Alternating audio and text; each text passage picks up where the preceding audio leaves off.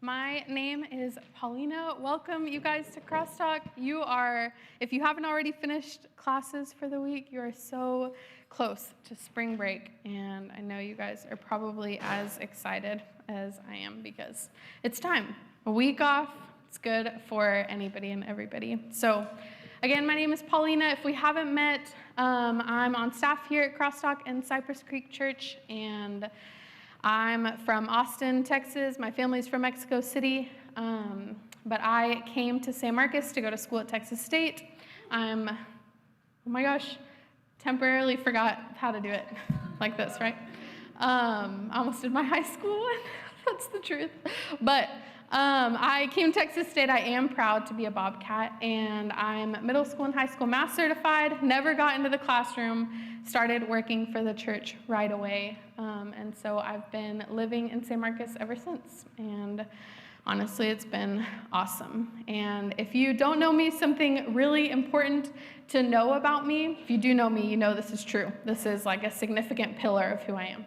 And it is that I love crime TV shows. I love them. I love one particularly. I won't tell you which one, just to protect myself, but it is about heinous crimes that the dedicated group of detectives investigates, and that's my favorite. But I have a defense, because people always come against me and are like, that's a terrible show. Because it is heinous acts, right? But I think the reason, or part of the reason why I love that show, is because there's always a conclusion. Like, in 45 minutes, you get some of the worst things that could ever be done to a human being, but you also get them punished. You know, like justice happens, the judge sentences them, whatever justice is carried out in one episode, and it's so satisfying. So all it takes is that one episode, and so that's my defense on why I love that show. But the reason I say all of that is because if you've been at Crosstalk this semester, we've been looking at the whole book of Luke from the beginning to the end, and we're at the part now where we are at the very end, the last chapters, the last section of Luke. And so really, when we talk about the journey, this is the part where I want to encourage you guys to just lean in, not because it's me or because I think my words have value, but because of this part of what's happening. Because what we've been seeing is Jesus, first born, raised, becomes an adult. He starts his ministry, he's baptized, starts his ministry, and then he's been doing these incredible things, saying the wisest things that anybody had heard, doing miracles that nobody had ever seen. And now we're at the point where we're like getting to like the peak of the story. And of course, we know the full story, but just want to encourage you guys to lean in on this part specifically as we take tonight and then the next couple weeks to close Luke. And so last week, if you were here, JD talked about the parable of the Pharisee and the tax collector, and really just narrowed in on self-righteousness and justification and what it means to be justified before God. And if we look at Luke 18, the rest after that, Jesus has some conversations, tells some more parables, and he also predicts his death for the third time. And I love this because I love when things are relatable to me. And Jesus tells the disciples, here's what's going to happen. I'm going to be flogged, killed, then I'm going to raise again in 3 days. And the next verse is, the disciples did not understand any of this. And that's awesome because I don't understand things sometimes too. So that happens, and then that leads us into what, if you were at community groups, what we talked about, which was the blind beggar receiving his sight. And what's cool about that, you guys probably talked about it at groups, that and then this parable that JD talked about is that they both have this tied in of both the tax collector and the beggar said, have mercy on me. And they have that kind of heart attitude. And the blind beggar receives his sight and the tax collector walks away justified. So all of that is what's been building to now where we're at tonight. And when I was thinking about this, like I said, lean in at this part of the story that we're right at the peak. I was picturing how it felt like a movie, like a Marvel movie or like a superhero movie, you know, where the hero, like, you know, that evil is coming. And yeah, okay, this is what I picture. Because it's that point where evil is coming, the hero, like Spider-Man puts on his thing, like they all have the pose over the city. And that's what's happening, is we're coming in on that part where it's like just right at the climax of what's going to happen. And we're right at like stuff is about to go down. Jesus is about to face what this whole story has been about. And so picture that with me, because I like analogies. So that's where we're at in this story. And we're going to just jump in. We're in Luke 19. And we're going to start reading in verse 28. And it says, after Jesus had said this, he went on ahead, going up to Jerusalem. As he approached Bethphage and Bethany at the hill called the Mount of Olives, he sent 2 of his disciples, saying to them, go to the village ahead of you, and as you enter it, you will find a colt tied there, which no one has ever ridden. Untie it and bring it here. If anyone asks you, why are you untying it? Say, the Lord needs it. So honestly, we might want to try that and just start saying the Lord needs it. But what I just right away, we're just going to walk through a couple of these verses, and then we're really going to land at the end. But right away, what I see and learn about Jesus is that he was forward moving. Spoiler alert, we have the whole picture, which is what Jesus did after this. But what we can see now is that Jesus wasn't hiding and got trapped and dragged to the cross, but Jesus was forward moving, knowing exactly what would happen. Every step that he would take, every hit that he would be whipped, all of it, Jesus knows, and he's forward moving, willfully and purposefully moving to purposefully lay down his life toward us, for us. Let's keep reading in verse 32. It says, those who were sent ahead went and found it just as he had told him. As they were untying the colt, its owners asked them, why are you untying the colt? They replied, the Lord needs it. And Zechariah 9:9 says this, rejoice greatly, daughter Zion, shout, daughter Jerusalem.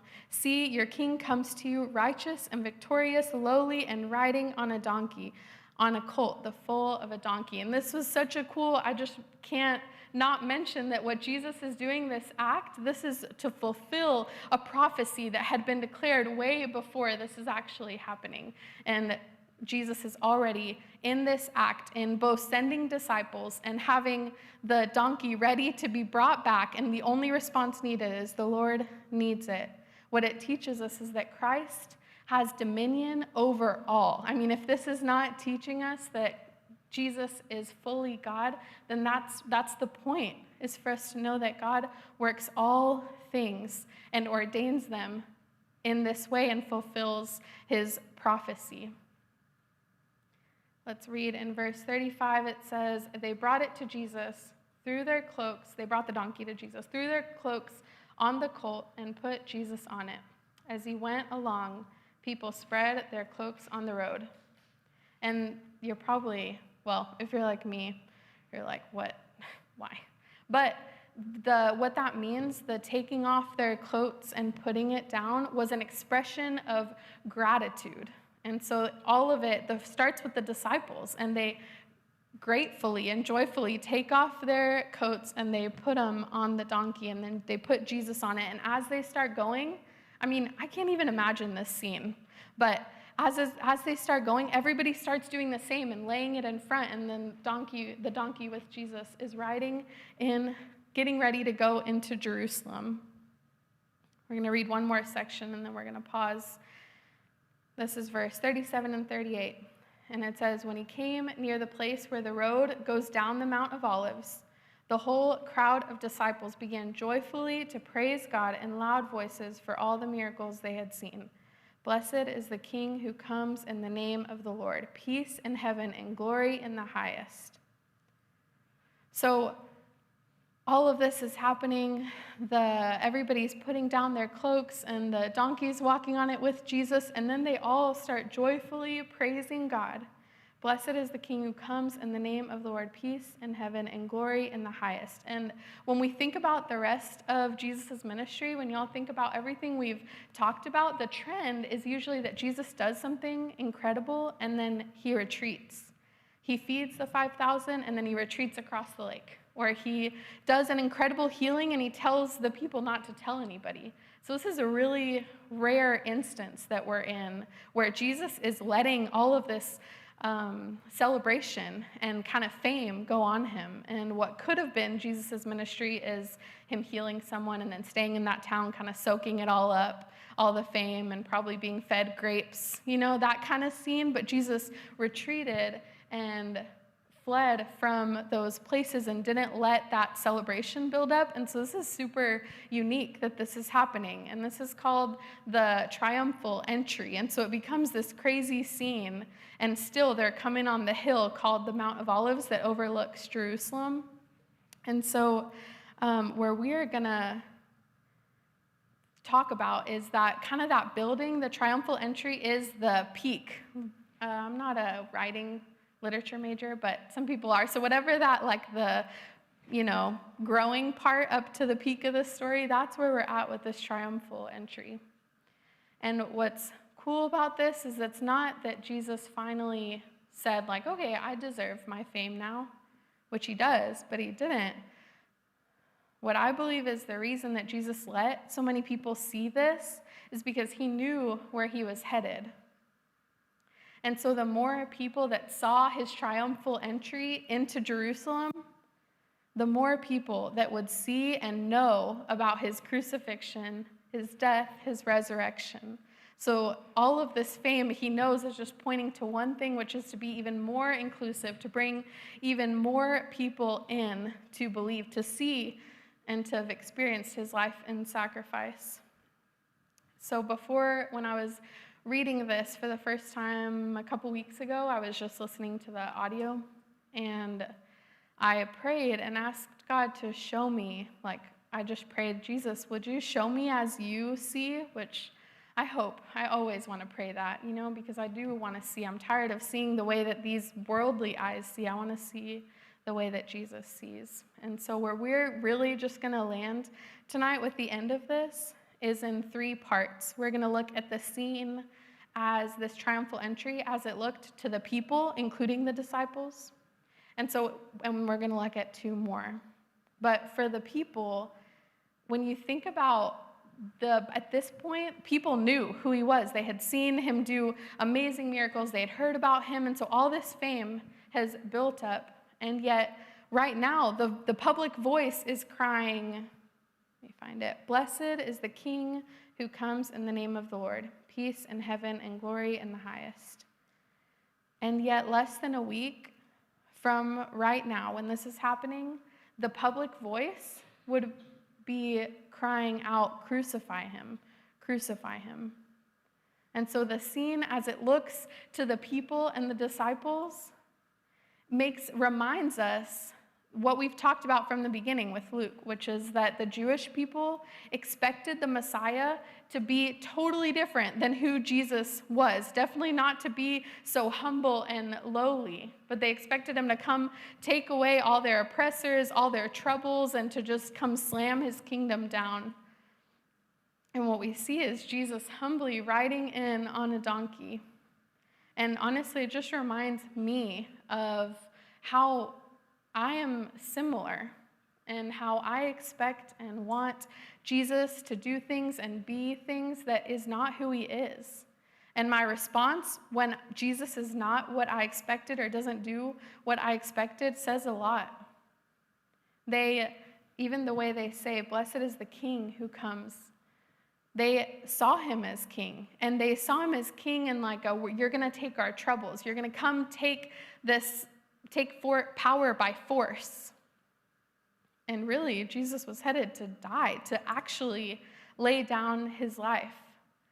So the scene as it looked to the people is that they perceived a king. And the second perspective we're going to look at is the scene as it looked to the Pharisees.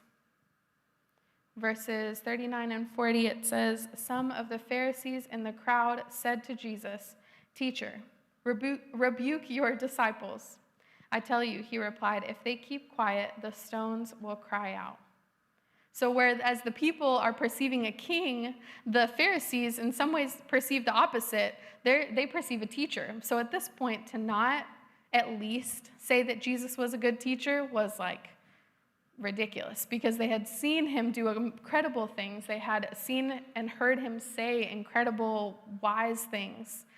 But the Pharisees are devaluing his role by calling him teacher. Like, okay, you can teach good things, but rebuke them because they're praising you like God. And Jesus' response, it says, if they keep quiet, like if the people that are praising him, if they keep quiet, the stones will cry out. Well, again, in less than a week from when this is happening, Jesus would be crucified, and his disciples and the people that had seen and known him and his ministry would hide and scatter. So when there wasn't praise, the Bible tells us that when Jesus was crucified, the earth quaked. That sounds like stones crying out to me. How incredible. So the people perceived him as king. The Pharisees perceived him as teacher. And then really, we have one more section, and we're still with this. Who is Jesus then? These are their perceptions. This is this triumphal entry scene as it looks to both of them. And the last section is we're going to look at this scene as it looked to Jesus. And to do that, we're going to read the last little bit here of this section. So we're going to start in verse 41. And it says, as Jesus approached Jerusalem and saw the city, he wept over it and said, if you, even you, had only known on this day what would bring you peace, but now it is hidden from your eyes. The days will come upon you when your enemies will build an embankment against you and encircle you and hem you in on every side. They will dash you to the ground, you and the children within your walls. They will not leave one stone on another because you did not recognize the time of God's coming to you. And what we do know is that what Jesus is saying here about Jerusalem is true. It happens. Rome comes in shortly after this and destroys the city, flattens it. So the prophecy that Jesus is saying here is true. It happens in a short amount of time after. But to me, it just feels like that's a small part of what Jesus is weeping over here. Because really, what he says at the beginning of that is that if you, even you, had only known on this day what would bring you peace, but now it's hidden from your eyes. And what I see there, and even as we talked about both what the people saw and the Pharisees saw, we're blinded. We're all blinded. We're blinded by pride, by greed, by jealousy, by ourself, like just absorbed in ourselves. We're blind by our sin. We're all blinded. And this God really wrote this part on my heart this week, that when Jesus looked on the city and saw what he would do, what we humans would do by crucifying him, and what he willfully would do by giving up his life, his response wasn't mockery or criticism or condemnation, but his response was a tender heart that wept. That wept because we don't get it. We don't get that he brings us peace.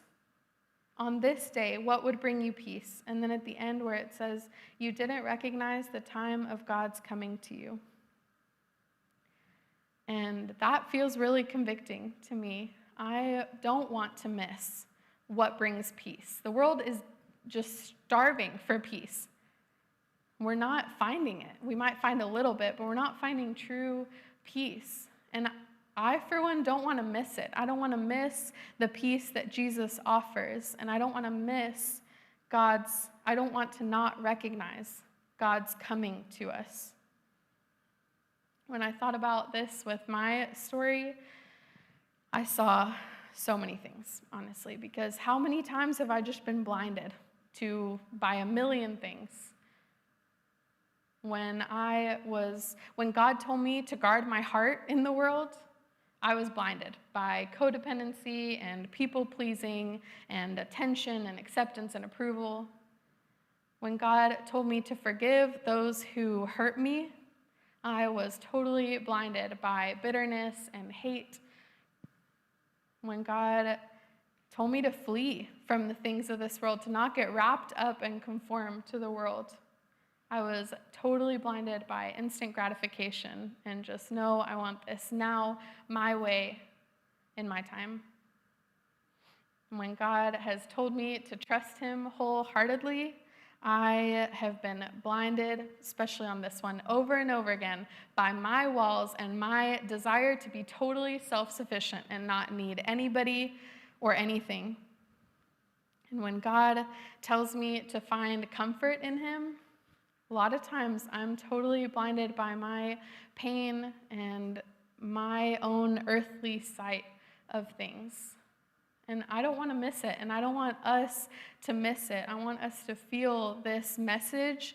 I mean, the weeping Jesus, getting ready to go lay his own life on the cross, that's who he is. That teaches us his heart towards us, and how many times I think that he's going to respond with criticism and like a list of my wrongs and condemnation and all that stuff. That's not who he is. He looked and he wept. And then he drew near physically, like he actually kept going and chose. His life wasn't stolen from him, but he chose to lay it down for our sake, on our behalf. And I want to, this last section of the next 3 weeks of this series, we called The Tragic Triumph. And I really like titles like that. But like something cool that you kind of read into it, it's like an oxymoron. But I think the tragic triumph here, and that we can just prepare ourselves for as we finish out Luke, and even as we're close to Easter and what we celebrate with Easter. And it's a tragic triumph because the tragedy is that my sin cost the life of Jesus. That's how much my sin is worth. That's how much it separates me from God. And that's also how worthy Jesus is. That's the triumph. The tragedy is that it cost his life, but the triumph is that we get to benefit from a triumph that we did not even take one step towards accomplishing. We don't even get to contribute an ounce. All of it is totally and fully provided for by Jesus. That's the tragic triumph. And when we're talking about how we're blinded by things, how the people saw Jesus as king and they saw him for what they wanted, like their immediate needs, like come take over this place so that we aren't oppressed, so that we don't deal with this stuff, but just come get rid of our immediate hardships. And the Pharisees saw a teacher, like that guy has some good stuff to say. And the reason both of those aren't enough is because Jesus is the Messiah. Jesus has saved us. Jesus is king, but not just in an earthly way. Jesus is king in heaven. And he is teacher, but he's not just a teacher to go to school to. He's Savior.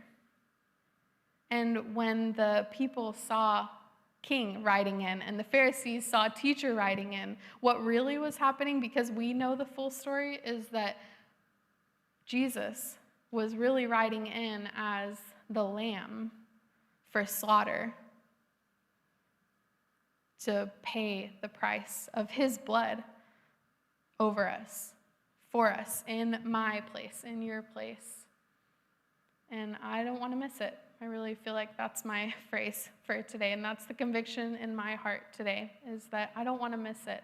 I don't want to miss the peace that Jesus truly offers, and I don't want to miss the time that God is coming.